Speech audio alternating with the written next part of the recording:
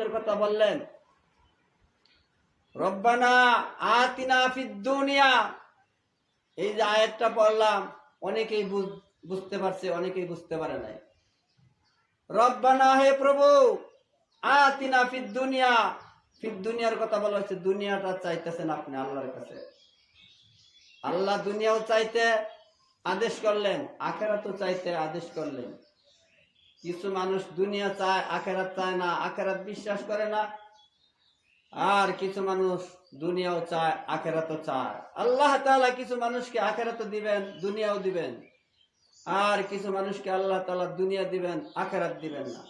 তার কারণ কি? সে আখিরাত চায় না, আখিরাত বুঝে না, আখিরাত তার বিশ্বাস নাই। কাফের, ফেরাউন, নমরুদ, তারা আখিরাত চাইতো না। ফেরাউন দুনিয়াতে সে রাজত্ব করছে, সে দুনিয়াই চাইছে। আর এই ক্ষণস্থায়ী রাজা বাদশাহী পাওয়ার জন্য তারা রাত দিন পরিশ্রম করলো। আর আখিরাতের চিরস্থায়ী বাদশাহী পাওয়ার জন্য আপনি কতটুকু পরিশ্রম করলেন, কতটুকু চিন্তা করলেন? আলোচনা শোনার পর বিবেচনা করুন। যাদেরকে আল্লাহ তাআলা দুনিয়াও দিল, আখিরাতও দিল, তারা কেমন? আর যাদেরকে আল্লাহ তাআলা দুনিয়া দিল, আখিরাত দেয় না, তারা কেমন? আপনি কি ক্ষণস্থায়ী বাদশা হইতে চান, না চিরস্থায়ী বাদশা হইতে চান? আপনি কি ক্ষণস্থায়ী সুখী হইতে চান, না আপনি চিরস্থায়ী সুখী হইতে চান? রাসূলুল্লাহ সাল্লাল্লাহু আলাইহি সাল্লাম বললেন, আদ-দুনিয়া ফানিয়াতুন, দুনিয়ার সুখ শান্তি আরামায়েশ ক্ষণস্থায়ী, আখিরাতের সুখ শান্তি আরামায়েশ চিরস্থায়ী। আমরা এক সময় এই পৃথিবীতে ছিলাম না, এখন আছি, আবার একদিন থাকবো না।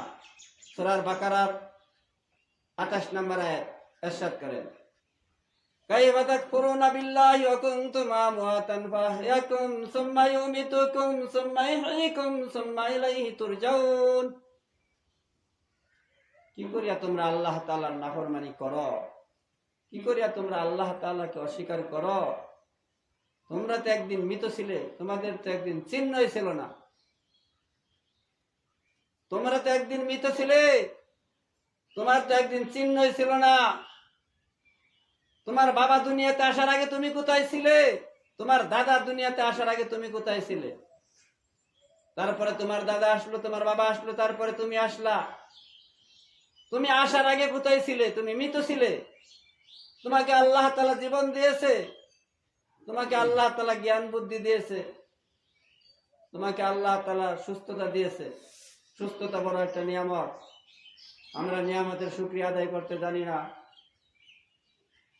যে ব্যক্তি নিয়ামতের শুকরিয়া আদায় করে, ওই ব্যক্তিকে আল্লাহ রাব্বুল আলামিন নিয়ামত বাড়ায় দেয়। বলি একবার সুবহানাল্লাহ। এই জন্য ভাই বলি, নিয়ামত আছে বিধায় আপনার কাছে দাম নাই। নিয়ামত যদি না থাকতো বুঝতে পারতেন নিয়ামতের কত দাম। অনেক মানুষের জিহ্বা আছে, কথা বলতে পারে না। অনেক মানুষের হাত আছে, ধরতে পারে না। অনেক মানুষের চোখ আছে, দেখে না। অনেক মানুষের মুখ আছে, কথা বলতে পারে না। তাদের কাছে কিরকম লাগে তারা বুঝতে পারে। আপনার হাত, পাও, চোখ, মুখ আছে বিদায় আপনি ধরতে পারেন, শুনতে পারেন, কথা বলতে পারেন। কিন্তু যার মুখ আছে, কথা বলতে পারে না, সে বুঝে কথা বলার কত দাম। তার কাছে বোঝা যায় হাত আছে, ধরতে পারে না, হাতের কত দাম। এই জন্য আল্লাহ রাব্বুল আলামিন তার কালামে ইরশাদ করেন, সূরা আর-রহমান 31 বার বলেন, ফাবিআইয়ি আলাই রাব্বিকুমা তুকাযযিবান। ওই বান্দা, তুমি আমি আল্লাহর কোন কোন নিয়ামতকে অস্বীকার করো? তোমাকে কত নিয়ামত দিয়েছি, তুমি কি নিয়ামতের গণনা শেষ করতে পারবা? আল্লাহ তাআলা অন্য এক আয়াতে ইরশাদ করেন, কুল্লাউ কানাল বাহরু মিদাদাল লিকালিমাতি রাব্বি লানাবিদাল বাহরু ক্বাবলা আন তানফাদা কালিমাতু রাব্বি ওয়ালাউ জি'না বিমিসলিহি মাদাদা। এত আল্লাহ তাআলা ইরশাদ করেন, তামাম পৃথিবীর পানি যদি কালি বানানো হয়, পৃথিবীর গাছগুলা যদি টুকরা টুকরা করে কলম বানানো হয়, আসমান এবং জমিন যদি কাগজ হিসেবে ব্যবহার করা হয়, জিন এবং ইনসান যদি লেখক শুরু লিখতে থাকে, একদিন না একদিন সেই কালি শেষ হয়ে যাবে। আসমান জমিন যদি কাগজ হয়, আল্লাহ তাআলার নিয়ামতের কথা লিখতে লিখতে একদিন না একদিন সেই কাগজ শেষ হয়ে যাবে। আল্লাহ তাআলার নিয়ামতের কথা লেখা শেষ করা যাবে না, বলি একবার সুবহানাল্লাহ। একজন মুমিন বান্দা যদি একবার বলে আলহামদুলিল্লাহ, আল্লাহ রাব্বুল আলামিন ওই মুমিন বান্দার জন্য জান্নাতের 8টি দরজা খুলিয়ে দেয়, বলি সুবহানাল্লাহ। যদি একজন মুমিন বান্দা একবার বলে সুবহানাল্লাহ, ওই মুমিন বান্দার জন্য জান্নাতে একটি ফলের বৃক্ষ লাগায় দেওয়া হয়, বলি আরেকবার সুবহানাল্লাহ। ফলের বৃক্ষটা কত বড় আপনি যদি জানতেন, আপনি যদি বুঝতেন, তাহলে নাকি বারবার সুবহানাল্লাহ বলতেন। দুনিয়াদারি করার সময় আপনি আল্লাহকে স্মরণ রাখতে পারেন। জিকিরওয়ালা জওবান, শুকরগুজার অন্তর, দিনের জন্য কষ্ট সহ্য করা শরীর, আল্লাহ রাব্বুল আলামিন যদি মিলান একটার স্ত্রী, তার জন্য দুনিয়াও শান্তি, আখিরাতেও শান্তি। জিকিরওয়ালা জওবান কাকে বলে? আসসালামু কাবলাল কালাম, কথার আগে আপনি দিলেন সালাম। রাস্তায় একজন মুসলমান পাইলেন, তাকে সালাম দিলেন। একজন কাফের মুশরিককে আপনি সালাম দিতে পারেন না, কাফেরের জন্য দোয়া করতে পারেন না। কাফেরেরা রাসূলকে বরদোয়া দিলেন, আর রাসূল কি বরদোয়া দিলেন কাফেরেরা? আসসালামু আলাইকা, এর অর্থ তোর মরণ হোক।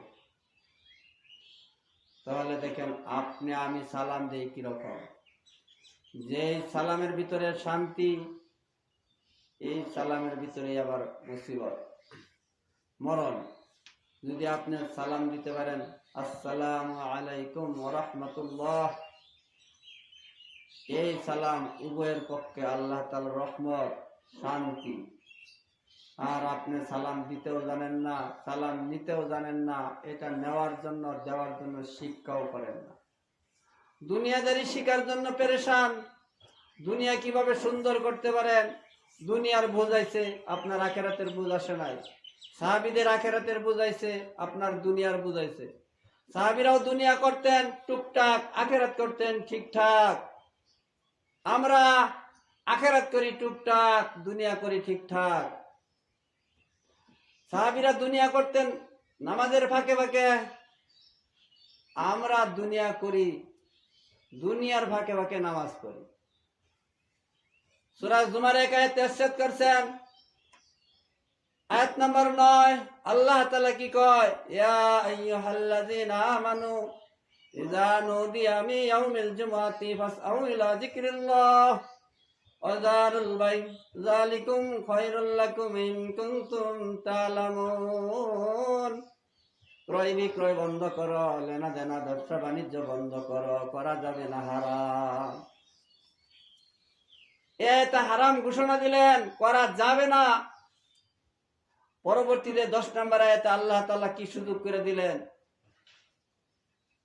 ফাইজা কুদিয়াতিস সালাত ফান্তাশিরু ফিল আরদ ওয়াবতাগু মিন ফাদলিল্লাহ। তোমরা সালাত শেষ করার পর জমিনে ছড়াইয়া পড়ো, খেতে খামারে তোমরা যাও, হালাল রুজি রোজগার করার জন্য ব্যবসা বাণিজ্য করো।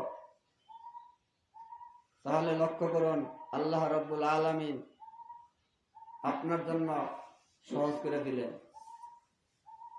আপনি সালাত আগে আদায় করেন, তারপরে জমিনে ছড়াইয়া পড়েন। কিন্তু আপনি কি করলেন?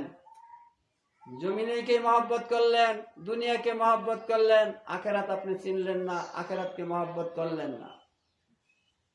আজকে জুমার দিন, গরিবের হজের দিন, আগে আসলে উট কুরবানির সব পাওয়া যায়, এইটা সকল শ্রোতারাই জানে। বক্তার কথা শুনতে শুনতে শ্রোতারাও বক্তা।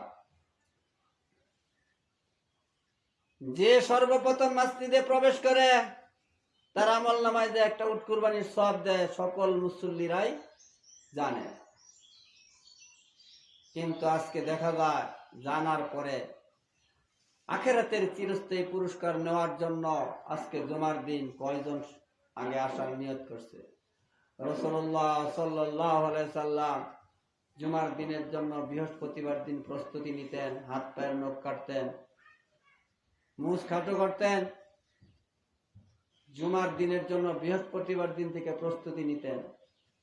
আপনি কোন সময় থেকে প্রস্তুতি নিছেন জুমার জন্য? যদি আপনি বৃহস্পতিবার দিন থেকে প্রস্তুতি নিতেন, তাহলে কি আপনি জুমার দিন জুমার সালাত আদায় করার জন্য আগে আসতে পারতেন না?